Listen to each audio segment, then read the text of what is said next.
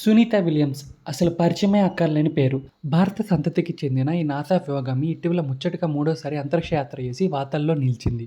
తీరా అంతరిక్షం చేరుకున్న తర్వాత వాళ్ళు ప్రయాణించిన నౌకలో కొన్ని సాంకేతిక సమస్యలు తలెత్తడంతో తిరిగి భూమి మీద రావడానికి వీలు లేకుండా నెల రోజుల నుంచి అంతరిక్షంలోనే ఇరుక్కుపోయారు సునీత విలియమ్స్. ప్రపంచంలోనే అతిపెద్ద స్పేస్ కంపెనీలో ఒకటైన బోయింగ్ ప్రయోగాత్మకంగా చేపట్టిన యాత్ర సజావుగా సాగలేదనే చెప్పాలి.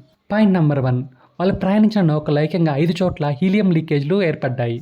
ఇది చాలా పెద్ద సమస్య అని చెప్పాలి. ఎందుకంటే దీనివల్ల నౌక లోపల భాగంలో ఉన్న ప్రెజర్ని మెయింటైన్ చేయడం చాలా కష్టం అవుతుంది. ఆ తర్వాత నౌక పనితీరు బాగా దెబ్బతింటుంది. పాయింట్ నెంబర్ 2, ఈ స్పేస్ షిప్ లో అత్యంత కీలకమైనది కంట్రోల్ సిస్టమ్స్. ఈ కంట్రోల్ సిస్టమ్ లోపల డస్టర్స్ది చాలా ముఖ్యమైన పాత్ర. నాసా సైంటిస్టుల ప్రకారం ఇవి ఏకంగా 5 ఫెయిల్ అయినట్లు గుర్తించారు.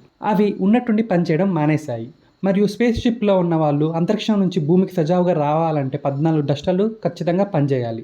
వీటిని పరిశీలిస్తున్న సమయంలోనే ఇంకొన్ని సాంకేతిక సమస్యలు బయటపడ్డాయని నాసా సైంటిస్టులు వెల్లడించారు. ఈ సమస్యలని సరిచేసేందుకు బోయింగ్ బృందం నాసాతో కలిసి పనిచేస్తుంది. ఇక్కడ అందరికి ఒక డౌట్ అయితే రావచ్చు. ఒకవేళ నాసా వాళ్ళు ఈ సాంకేతిక సమస్యలను పరీక్షించకపోతే నౌకలో చిక్కుకున్న వాళ్ళ పరిస్థితి ఏమిటి? కరెక్ట్గా అదే సమయంలో స్పేస్ ఎక్స్ అధినేత ఎలాన్ మస్క్ రంగంలో దిగాడు. అంతరిక్షంలో ఇరుక్కున్న వారిని స్పేస్ ఎక్స్ చెందిన క్రూ డ్రాగన్ ద్వారా భూమికి తీసుకొని వస్తాయని చెప్తున్నాడు. లేదంటే స్పేస్లో ఉన్న రష్యాకు చెందిన వాయునౌక ద్వారా వాళ్ళని తిరిగి భూమి మీద తీసుకురావచ్చు. ఎంతమంది ఏం చేసినా మనకి అంతరిక్షంలో ఇరుక్కున్న వారు తిరిగి రావడమే ముఖ్యం. ఈ వీడియో కనుక మీకు నచ్చితే ప్లీజ్ లైక్ అండ్ సబ్స్క్రైబ్.